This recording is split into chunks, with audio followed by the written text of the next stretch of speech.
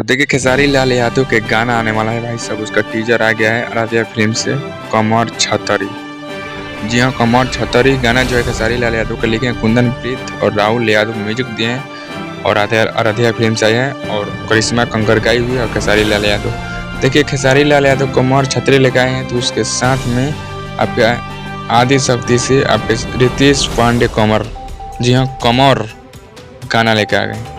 पता है कहीं ना कहीं रितेश पांडे जो है खेसारी लाल यादव का गाना पर गाना चोरी कर रहे हैं, गाना पर गाना टाइटल चोरी कर रहे हैं अपना गाना चलाने के लिए, क्योंकि 2024 में रितेश पांडे को एक भी ऐसा गाना नहीं होगा जो 15 मिलियन पास किया होगा। सिर्फ 7 मिलियन पर 8 मिलियन पर जाकर रुक गया होगा। 10 मिलियन कम से कम 2024 में एक भी गाना नहीं पार किया। लेकिन रसियन आएंगे उसी में लड़ा दिया था रितेश पांडे आदि शक्ति से, फिर कमर लड़ा दी।